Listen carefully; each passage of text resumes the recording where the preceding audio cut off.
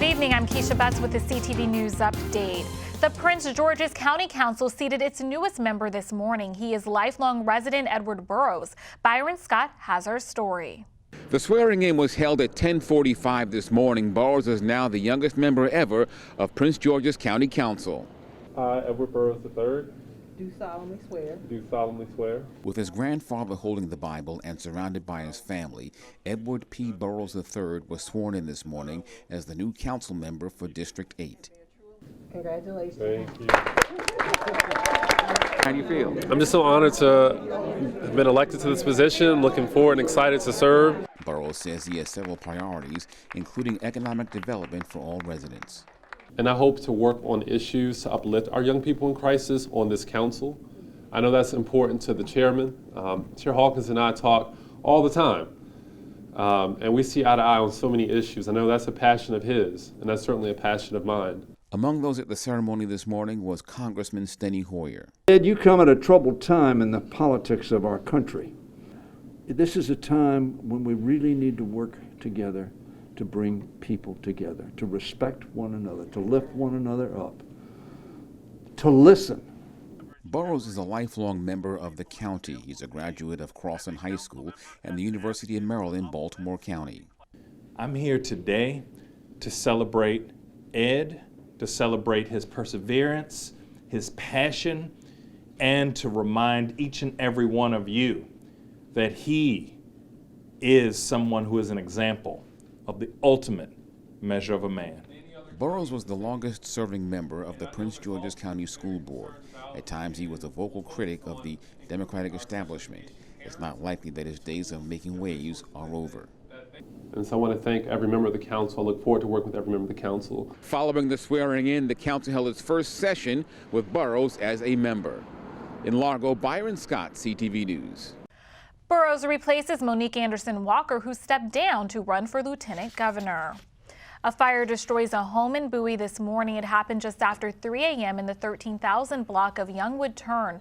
Officials say the two residents living in the home evacuated safely. One firefighter was transported to a local hospital for evaluation. The county's Office of Emergency Management is helping the displaced residents. The damage is estimated at $150,000. Meantime, the Prince George's County Police need your help locating a missing teenage girl. This is 13-year-old Karen Ventura. She was last seen at the 4300 block of Wicomico Avenue in Beltsville yesterday morning. The teenager is about 5 feet 2 inches tall and weighs about 150 pounds. Ventura was last seen wearing blue jeans and a black sweater. She was also carrying a red backpack. Anyone with information on her whereabouts is asked to contact police. You can call 301-937-0910. It was nearly 10 years ago in Newtown, Connecticut. A gunman went on a rampage at Sandy Hook Elementary, killing 28 people, including 20 children. Today, Sandy Hook families have reportedly agreed to a settlement with Remington Arms. The family sued Remington over the marketing of the Bushmaster AR-15 rifle. That's the weapon used by Sandy Hook shooter Adam Lanza. A spokesperson says before ownership changed hands, Remington was a responsible company. Remington was a very responsible company. What Remington proved is that you can be in the gun industry and be profitable and also be responsible. That's what they proved in almost 200 years, until they were taken over by Cerberus, which is a private equity firm in Midtown Manhattan. Greed kills. Remington has reportedly settled for $73 million. You're watching CTV News. I'm Keisha Betts. We'll be back in just a moment. Mr. Rogers said, look for the helpers. You can always find people who are helping. Thank you to all the first responders who put their lives in danger to help us when my brothers and sisters and mom and dad and grandpa and grandma need them. We look out for the helpers because they look out for us. Thank you, first responders. You know, there's a rewarding feeling you get when you do like, hey man, I just, me and we carried a lady out of a fire, you know? This is what I signed up for as a first responder, and this is what I love to do. And I'm going to continue going to work day in and day out and providing help to those that need it.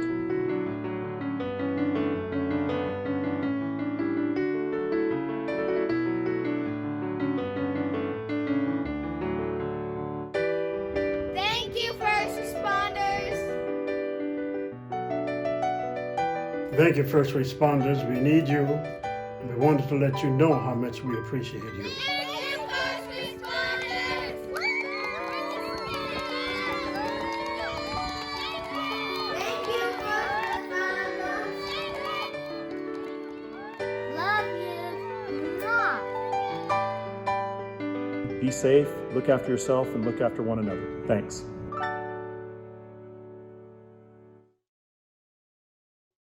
Welcome back. A Maryland advocacy group says it wants to keep anyone involved in the January 6th insurrection off the ballot.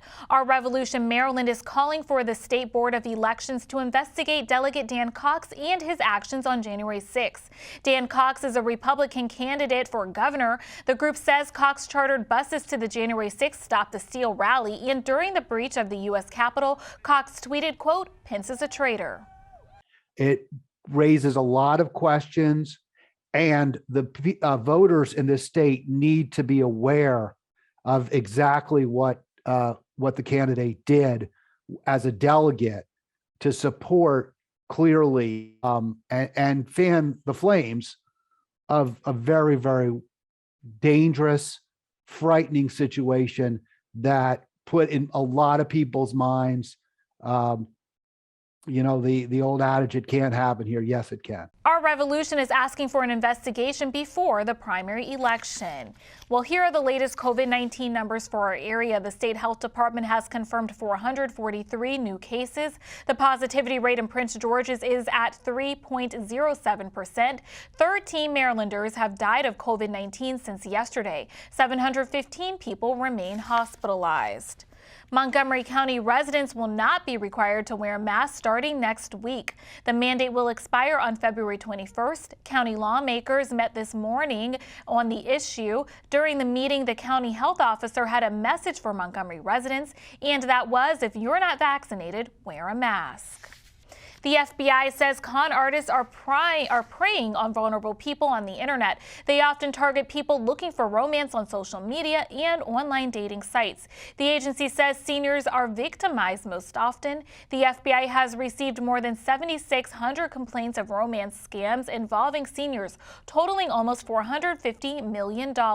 Special Agent Sarah Lewis says it's important to educate older Americans about online scams before it's too late.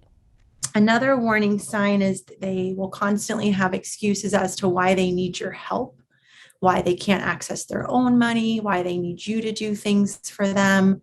So those were things, as a family member of a victim that maybe you want to talk to people about, get the word out there, and just try to educate people as much as possible to be suspicious. When I interview victims like this, I try to explain to them that they're not alone, that this is a very common scheme, and that it's completely understandable why they would fall prey for this, that the people are very well practiced.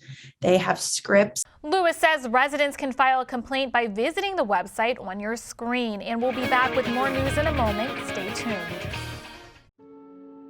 COVID-19 has changed how we express our faith and gather to worship. We all want to get back to how we pray, how we congregate, how we lift our voices in praise. Now it's time to take the first step that lets us get back to spreading the word without spreading concern. Before we can safely come together, we need the facts. As COVID-19 vaccines become available, you may have questions. Should I get it? Is it safe? Should I wait? It's okay to have questions. Now get the facts. Learn more at getvaccineanswers.org so you can make an informed decision when vaccines are available to you. Thank you for staying with us. A Montgomery County police officer was on his way home from a brief vacation in California when an unexpected turn of events took place on his flight. Officer Rich Reynolds first saw the flight attendant speaking to a man near the front of a plane and physically blocking the cabin door where the pilots were located. As he approached, things took a dramatic turn for the worse. And he was in the flight attendant's quarters. I went up to the front of the plane and immediately made the right turn and looked in, and I observed the Hispanic male with a glass bottle in his right hand, and with his left hand, he was reaching behind him, actively trying to open the door into the air at 30,000 feet. Luckily, the flight attendants were there, and then the gentleman who was in the military was there too. So they jumped right in with me. It was actually really, really awesome. They didn't hesitate. I believe it was 4 of us. We were able to get him under control, get him to the ground, and got him handcuffed. And the pilot just pretty much crash coursed right into Kansas City, Missouri from 30,000 feet. We landed, and I believe it was like 7 or 8 minutes from 30,000 feet. I mean, it was wild.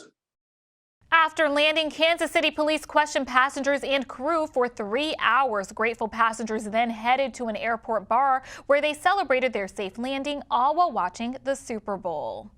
The Maryland Library Association says the state's library ebook law should remain intact. The state's ebook law requires that publishers sell ebooks or audiobooks to Maryland public libraries at a fair rate. It was slated to take effect in January. However, the Association of American Publishers filed an injunction. The library group says public libraries can't provide access to these materials if the prices are too high. You know, we're purchasing all of our materials with taxpayer dollars. And, you know, we try to get as much as we can with the money that we're allotted. And when publishers are charging so much money for certain titles, it makes it cost prohibitive. Libraries pay 100% or more than the retail value for ebooks and especially e-audiobooks.